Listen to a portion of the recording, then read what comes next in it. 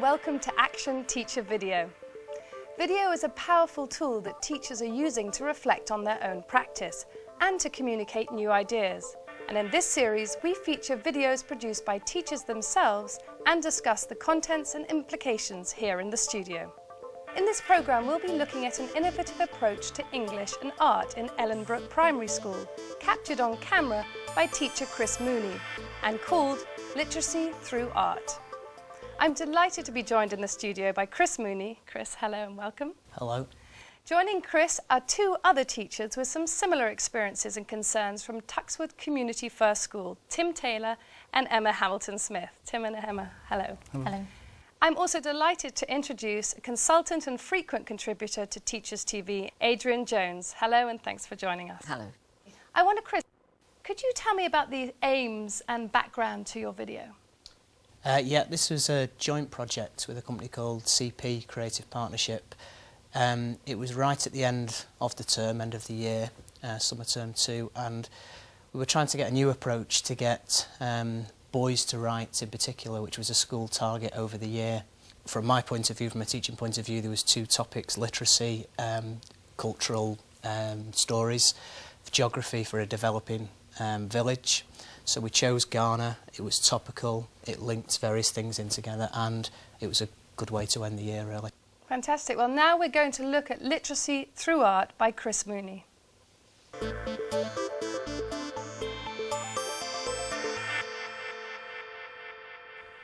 The setting, Ellenbrook Primary School in Salford. The characters, Year 4. And a visual artist, Johnny Woodhams, who came to Ellenbrook to try a new approach to inspire children in wanting to write. The aims of this project was primarily to get the children thinking more outside their kind of little world and have more of a world view. And the idea behind that was to use art as the kind of basic instrument to do that with. So the class are going to engage in various art activities to inspire them to write. In particular, about how they would feel growing up in the country of Ghana. Inclusion was the key at first, a nice, simple, colouring in activity to slowly ease our way into the topic. And then it was time for research, and then more research, and then more research. However, the children were allowed to draw the map of Ghana and were encouraged to write down their facts in different colours, upside down, or even in spirals. The children all researched their Ghanaian name because there's only 7 girls' names, 7 boys' names, depending on which day of the week you were born. So they all had their own name, which was a really nice way to suck them into thinking about being a Ghanaian child. They all had a name.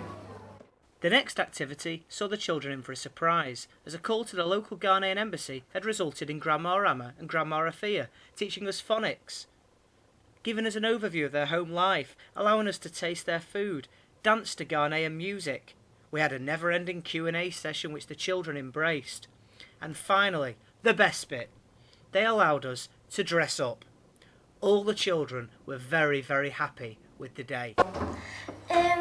It helped me remember when the 2 ladies from Ghana came in, because it's like an experience that you're never going to forget. They know everything about Ghana, unlike a book. It only tells you certain things about Ghana. I knew about the flag and what colours it was, and the football team just because of Michael Leslie, who plays for Chelsea. That's really it. And what do you know now about Ghana in the last couple of days? I know what the foods they eat and what they wear and stuff. The memory of our visitors helped trigger off some big art ideas. So all this is going to be covered in newspaper, and then what we're going to do, or what you're going to do, I want you to, some point today, in different groups, you're going to make little squares of, some of you can make, we can all make as many things as you like. Hundreds of images were produced, and then they were mounted up onto the big map by every single child. This eventually became this map. So what about the writing? Then we started writing these pieces as a story, which then went into a box which was decorated. So the stories became art pieces, and I wanted them to use not because they use quill pens or dip pens in Ghana, but I just wanted them to give some nice texture and movement to the writing, so I chose to use dip nib ink pens because you get that kind of smudgy effect, and sometimes you get... I wanted it to look like it was a real person writing rather than just printed word on paper, so it's got some character to it. So we started then putting the stories into the boxes, which aren't particularly readable within the context of the artwork, but then we wrote them out in neat again, so they'll be readable on the wall. And then put all the artwork together. So now was the time for the pupils to write. And write they did. On completion, we do what most teachers do. Let the children read out their work.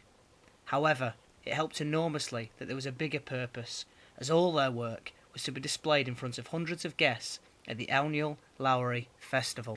We may not have entertained on the dancing stakes, but we could compete reading our tales, all in front of our completed piece of art. One huge map exploding with Year 4's dreams and adventures of being a Ghanaian child.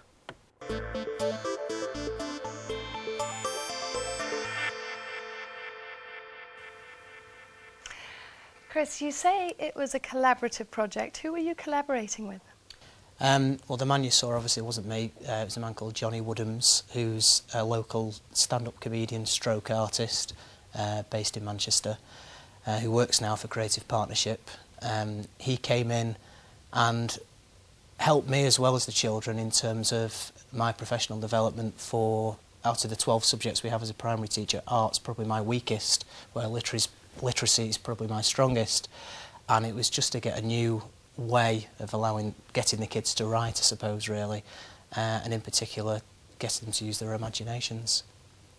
Did the children have an input into the structure of the topic and the project? I mean, did they, for example, have a discussion with him and you about areas they'd like to cover?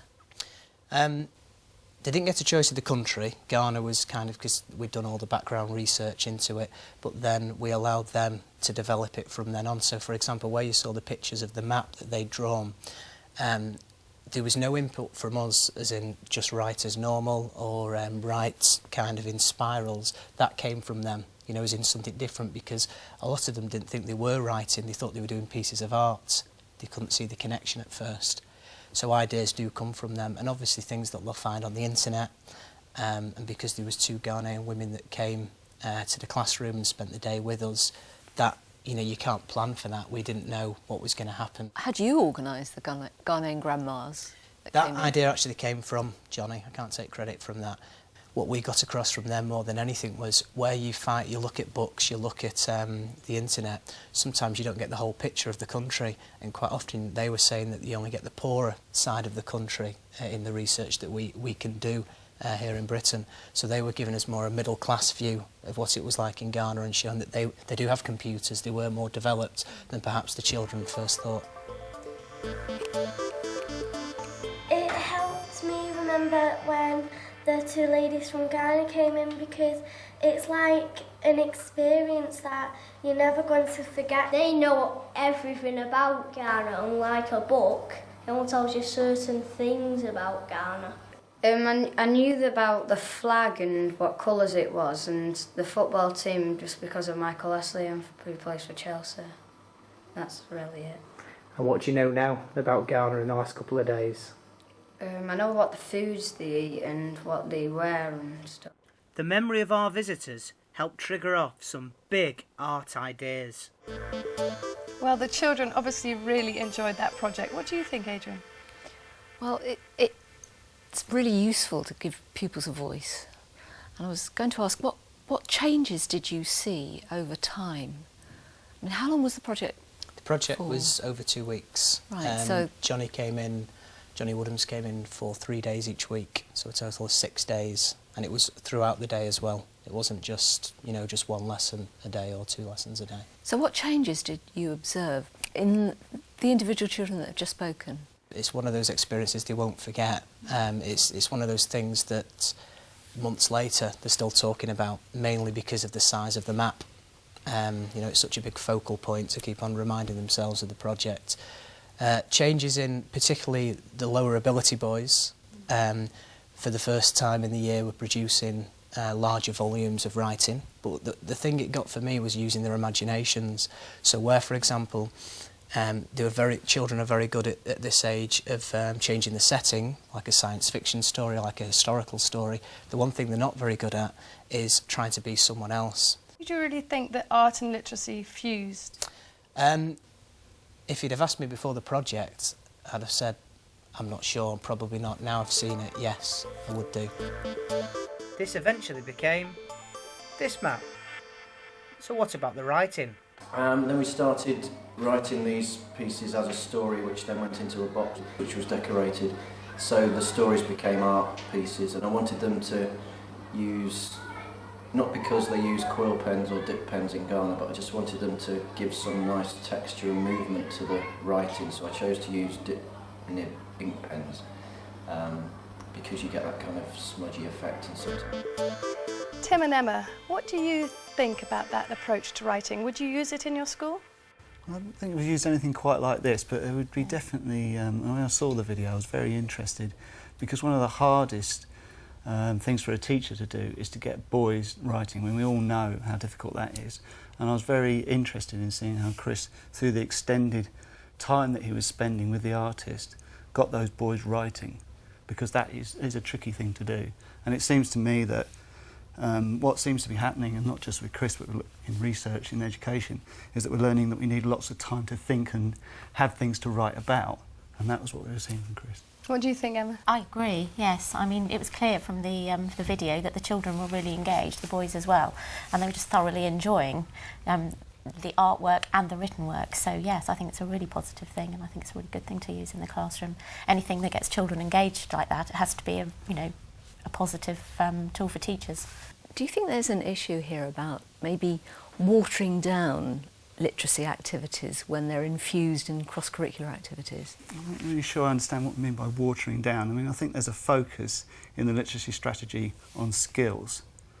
And what I think we need to stress much more with children, or perhaps in an equal way, is the creativity side of it. And I think that it's very difficult for children to focus on both at the same time. So we need to create opportunities for both. Chris, obviously, but from your video, it shows that the children really were feeling very enthused by this project, and their writing showed that. I was happy with the writing overall. It's the argument, do you want to be creative or do we want to prepare them for SATs? And it's which way you want us to go, really. You've got to try and do a variety over the year. We've got different kinds of learners in the class. So you want to try and do different things. You can't do the same thing all the time, and this was just another different approach. I wouldn't do art through, or literacy through art. I wouldn't do that every single week. I might only do that once or twice a year, but it's just another approach. Absolutely. Well, I think that's a good point to end on, but I'm sure that this will provoke much more discussion. You can, of course, find out more from our website at teachers.tv. It only remains for me to say thank you to our teacher producer Chris Mooney and guests Tim Taylor and Emma Hamilton-Smith, and thanks also to our consultant Adrian Jones. Please join us again on Action Teacher Video, and in the meantime from me, Xanthi Steen, goodbye.